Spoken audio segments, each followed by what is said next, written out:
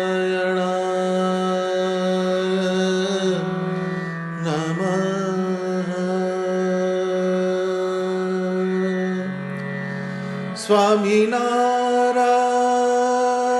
સ્વામિનારાયણ સ્વામિનારાયણ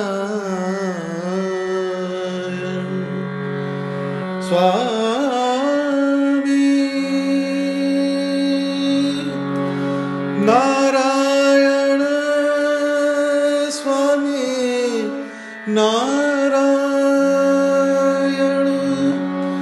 સ્વામિનારાયણ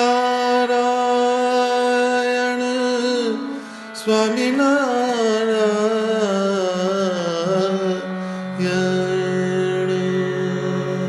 પિયા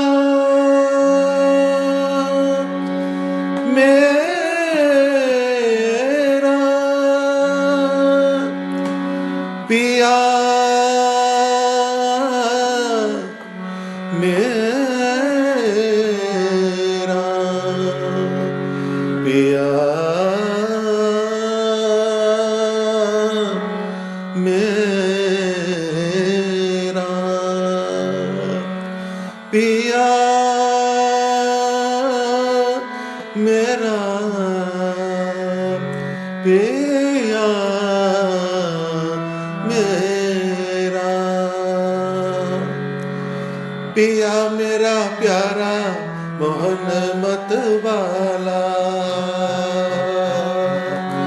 पिया मेरा प्यारा मोहन मतवाला पिया मेरा प्यारा मोहन मतवाला मतवाला मतवाला पिया मेरा प्यारा मोहन मतवाला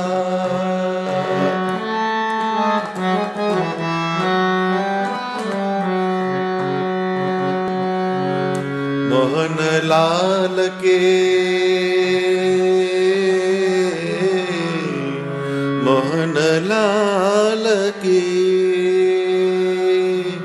मोहन लाल की मोहनी मूरत मोहन लाल की मोहनी मूरत चंचल नैन विशाला विशाला विशाला पिया मेरा प्यारा मोहन मतवाला पिया मेरा प्यारा मोहन मतवाला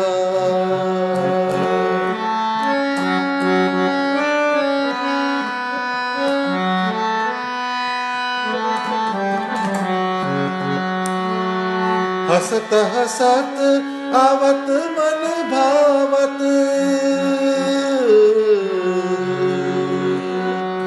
हसत हसत आवत मन भावन गावत तान देताला देताला देताला पिया मेरा प्यारा मोहन मतवाला पिया पिया मेरा पिया मेरा पिया मेरा पिया मेरा पिया मेरा प्यारा मोहन मतवाला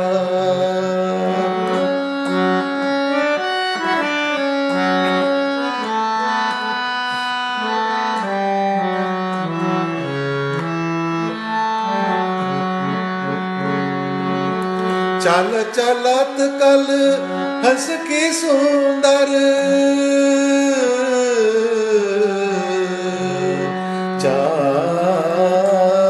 चाल चल चलत कल हंस की सुंदर कर गई रेशमी रुमाला रुमाला रुमाला पिया मेरा प्यारा मोहन मतवाला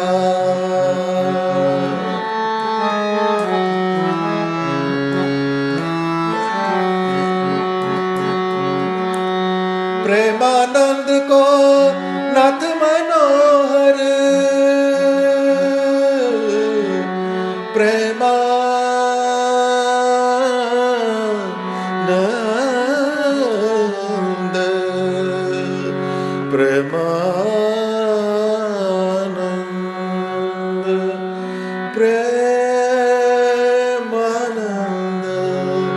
પ્રેમાનંદ પ્રેમાનંદ કો નાથ મનોહર ગોપીવર ગોપાલા ગોપાલા ગોપાલા પિયા મેરા પ્યારા મોહન મતવાલા પિયા મેરા પ્યારા મોહન મતવાલા મતવાલા મતવાલા પિયા મેરા પ્યારા મોહન મતવાલા પિયા મેરા પ્યારા મોહન મતવાલા મોહન મતવાલા મોહન મતવાલા.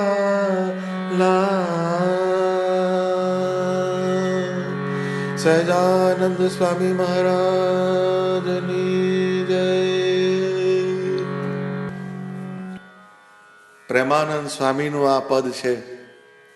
સ્વામીના આ કીર્તનમાં દરેક પંક્તિના શબ્દે શબ્દે સ્વામિનારાયણ ભગવાનની મૂર્તિ પ્રત્યેનો એમનો પ્રેમ છલકાય છે. આ સત્સંગમાં ભગવાન સ્વામિનારાયણના સ્વરૂપમાં પ્રેમ કેવી રીતે કરવો એ જો શીખવું હોય તો પ્રેમાનંદ સ્વામીના પદનો અભ્યાસ કરવો પડે. એમણે પ્રેમ લક્ષણા ભક્તિના જુદી જુદી રીતના કેટલાય પદોની રચના કરી છે.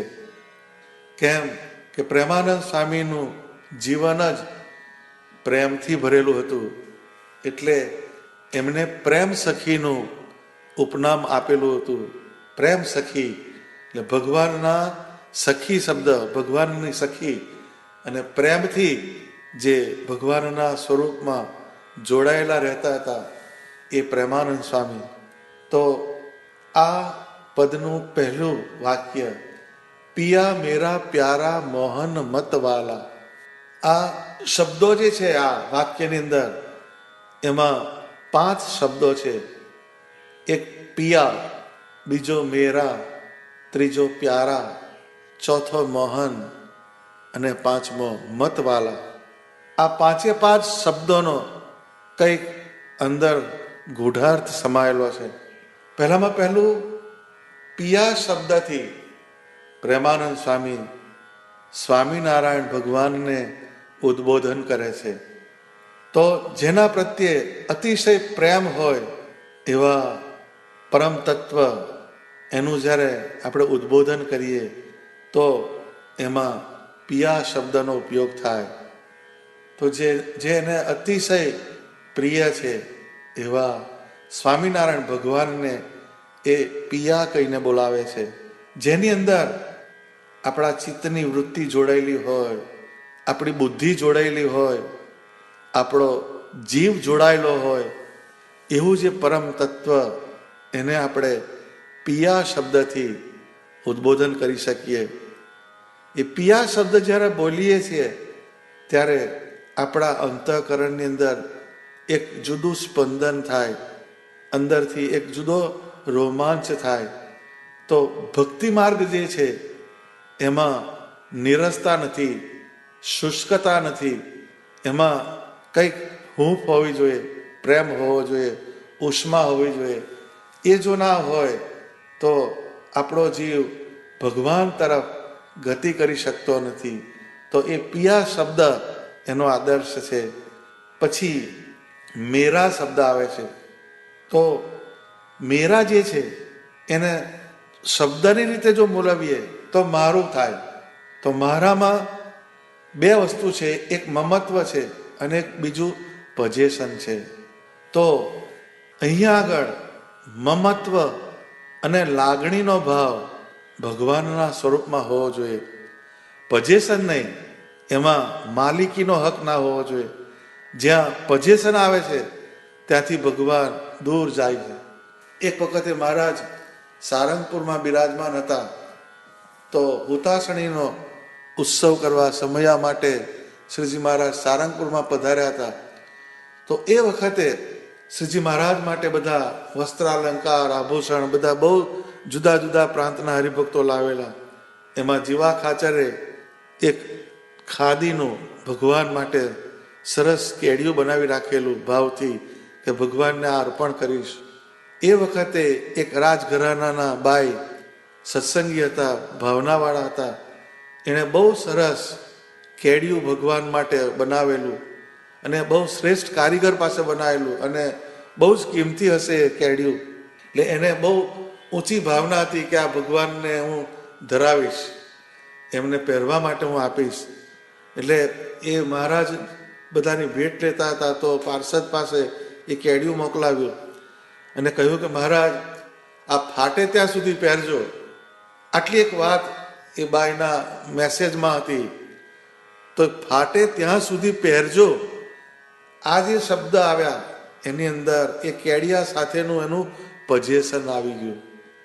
એને પ્રેમ હતો ઓફકોર્સ, પણ એની અંદર આ પજેશનનો એક ટેન્ટ હતો, પજેશનનું એક અંદર લક્ષણ છુપાયેલું હતું.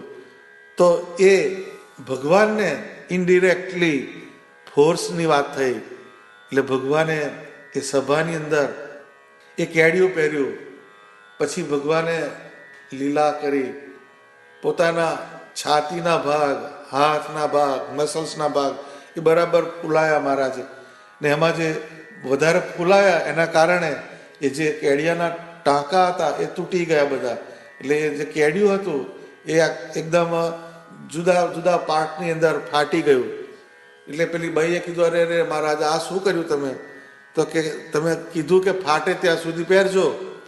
એટલે પછી એ કેડિયું મહારાજે મૂકી દીધું અને પછી જીવા ખાચરે જે સફેદ કેડિયું બનાવેલું ભાવથી એ મહારાજે ગ્રહણ કરેલું.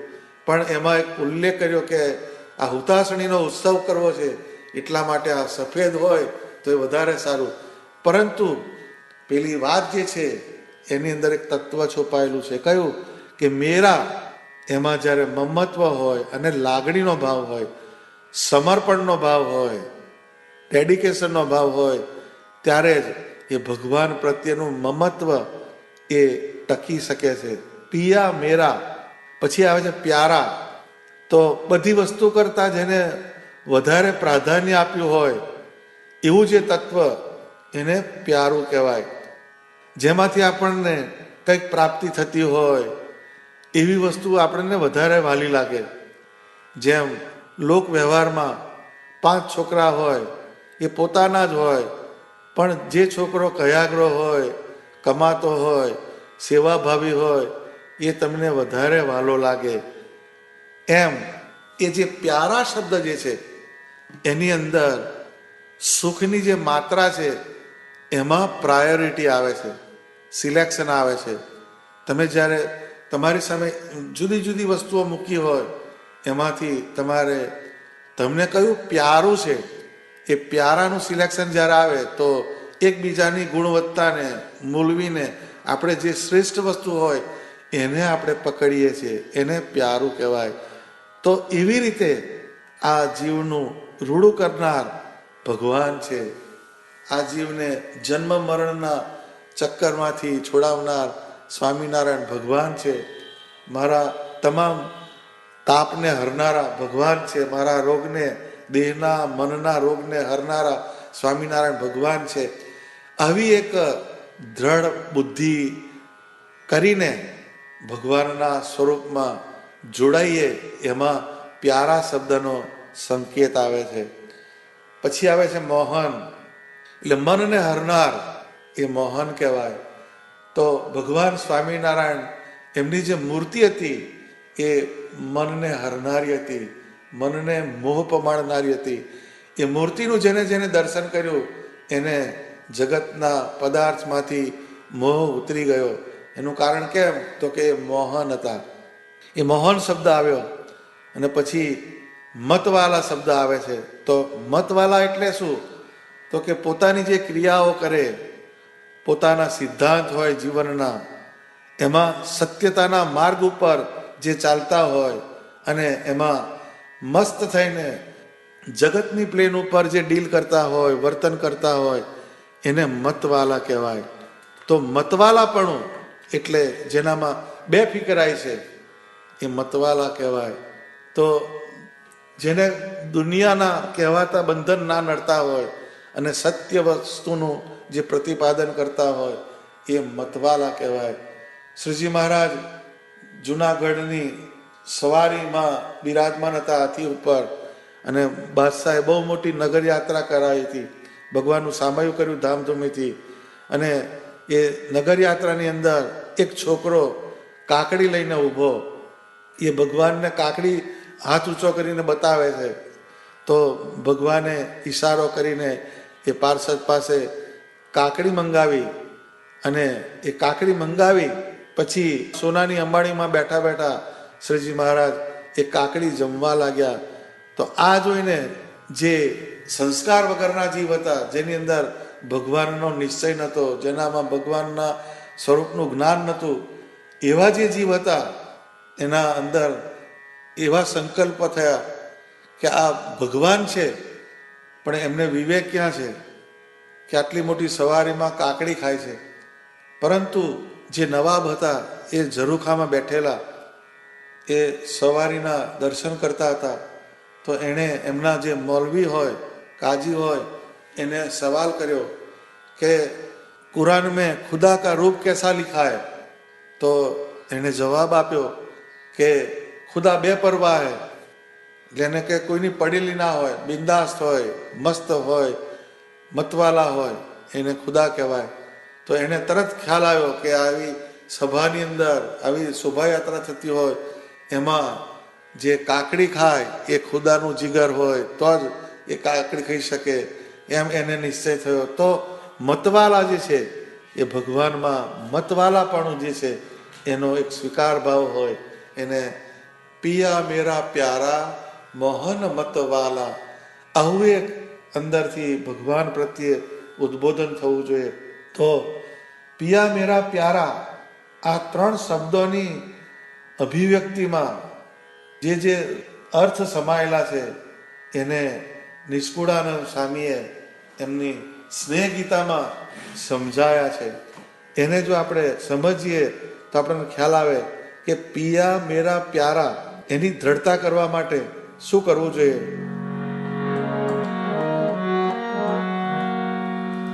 હરતા ફરતા કામ કરતા,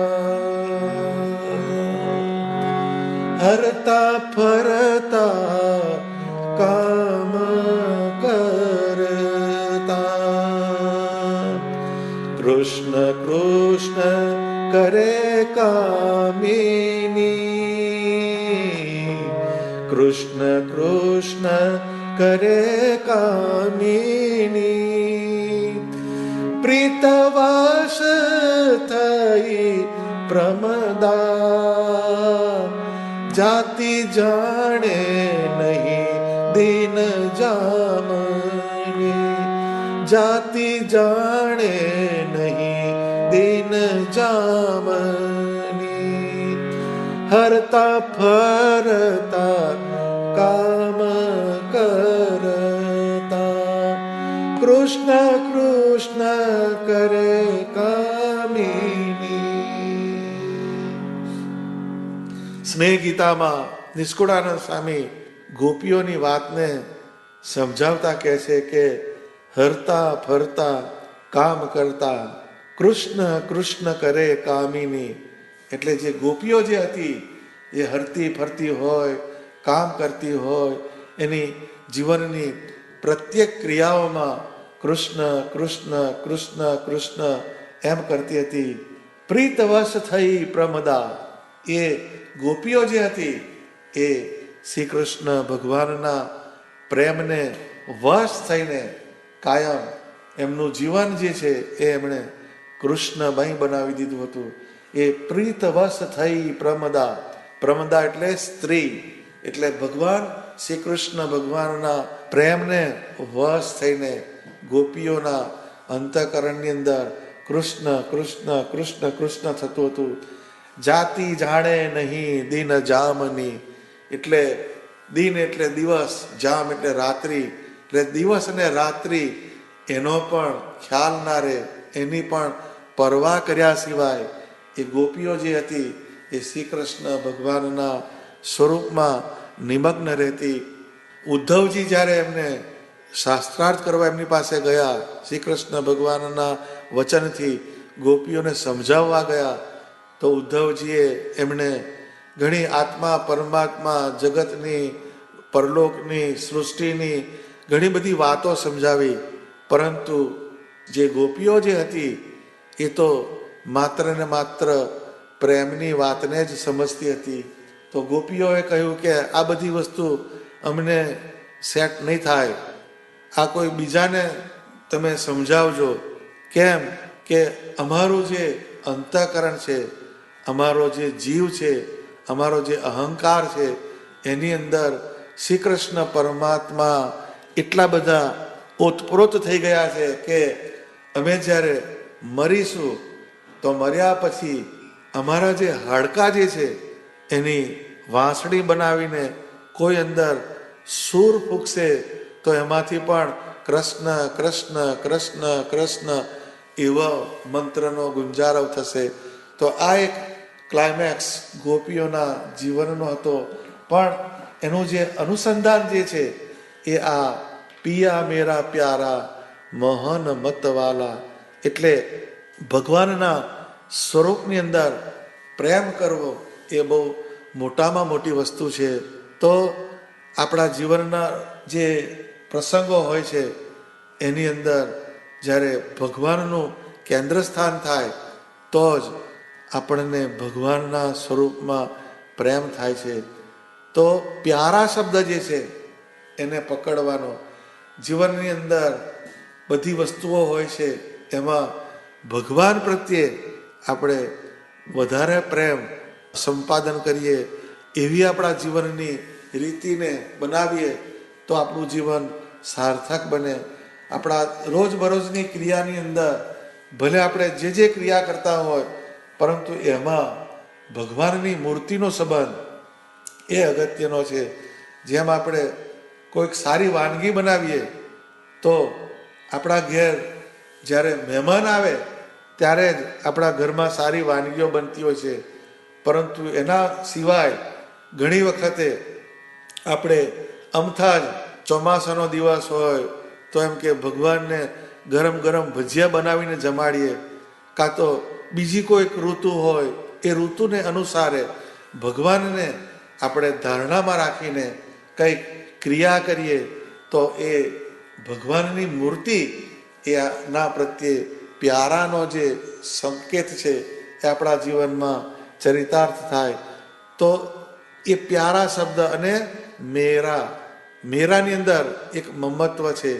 આપણી મમત્વની ડિરેક્શન એટલી બધી સ્પ્લિટ થઈ ગઈ છે, એટલી બધી જગ્યાએ આપણું મમત્વ વહેંચાઈ ગયું છે કે ભગવાન અને ભગવાનના સત્પુરુષ પ્રત્યે મમત્વ કરવાની આપણામાં લાગણીઓ નહિવત થઈ ગઈ છે. કેમ કે મમત્વ એટલી બધી જગ્યાએ ખેંચાઈ ગયું કે આપણા દેહની અંદર મમત્વ થાય, આપણા દેહના સંબંધીમાં મમત્વ થાય, આપણી કેરિયરમાં મમત્વ થાય, આપણે વિષય ભોગવવાના છે એની વૃત્તિઓમાં મમત્વ બંધાઈ જાય.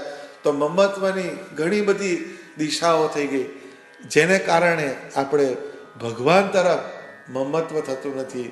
એટલે ભગવાનની મૂર્તિમાં જ્યારે ભાવ જાગૃત થાય, ભગવાનની મૂર્તિમાં સ્નેહ જાગૃત થાય, લાગણીનો ભાવ રહે, અને પછી આપણે સ્વામિનારાયણ ભગવાનની મૂર્તિમાં હેત કરીએ, એને ભક્તિથી લાડ લડાવીએ, તો એ આ શબ્દ જે 5 શબ્દનું આ પહેલું વાક્ય બન્યું કે પિયા મેરા પ્યારા મોહન મતવાલા.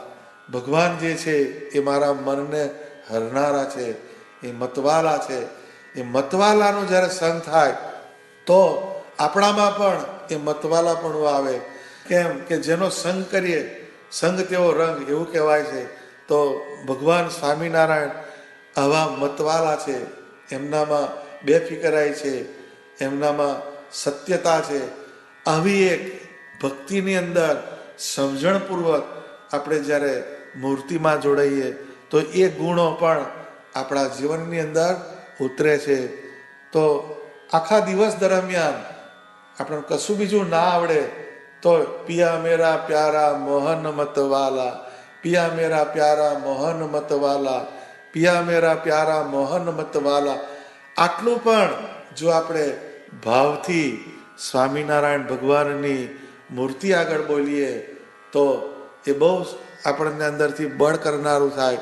અને એનાથી આગળ જો કહીએ પિયા મેરા પ્યારા મોહન મતવાલા, આવી રીતે ફિલિંગ્સથી જો આપણે એ પદની એક પહેલી લાઈન જો આપણે રિપીટેડલી ગઈએ તો એ આપણા જીવની અંદર એ સ્વામિનારાયણ ભગવાન પ્રત્યે લાગણી, એમના પ્રત્યે મમત્વ, એમના પ્રત્યેનું આકર્ષણ અને એમના સ્વરૂપમાં જે મતવાલાપણું છે એનો આપણા આત્માની અંદર ચોક્કસ નિવાસ થાય. તો આ એક ભગવાનને પામવાની, ભગવાનમાં પ્રેમલક્ષણા ભક્તિ છે એની પૂર્તિ કરનારી આ પંક્તિ છે, એના માટેની આ એક ચાવી છે. તો આવા પદને આપણે સમજીએ અને એમાંથી કંઈક તત્વ આપણે જો પકડીએ તો આપણી અધ્યાત્મની યાત્રા આગળ ચાલે છે. તો આ પદની અંદર પહેલી લાઈનમાં જ આટલા 5 તત્વોનો સમાવેશ છે. એને આપણે સમજી રાખવાનું અને આપણા ભક્તિ માર્ગની અંદર એને વધારે ને વધારે અંદર ગોઠવતા જઈએ, જેને કારણે આપણી સ્વામિનારાયણ ભગવાનની મૂર્તિમાં જે ભક્તિ જે છે, નિષ્ઠા જે છે એનામાં વધારો થાય. અને જે ભક્તિ શુષ્ક થતી હોય એના બદલે એ ભક્તિ અંદરથી આપણને રસબતર કરે, અંદરથી એક કન્ટેન્ટમેન્ટ આવે, અંદરથી એક પરિપૂર્ણતા આવે, પૂર્ણકામપણું આવે, એવી ભક્તિ કરાવનારી આ પંક્તિ છે. એટલે રોજ જે આપણે ઠાકોરજીની મૂર્તિ સામે બેસીને સ્વસ્થ ચિત્તે આપણા મનની વૃત્તિઓને એકાગ્ર કરીને પિયા મેરા પ્યારા મોહન મતવાલા આ પંક્તિનો ગુંજારવ કરીએ તો આપણને પ્રેમાનંદ સ્વામીએ ચીંધેલો ભક્તિનો જે માર્ગ છે એનામાં એક દ્રઢતા થશે અને સ્વામિનારાયણ ભગવાનની મૂર્તિમાં વધારે ને વધારે હિત થશે. તો આજે આ પદની પહેલી લાઈનને આપણે સમજવાનો પ્રયત્ન કર્યો. હવે પછીનું કીર્તન એને આપણે આવતી સભામાં સમજવાનો પ્રયત્ન કરીશું. સહજાનંદ સ્વામી મહારાજની જય.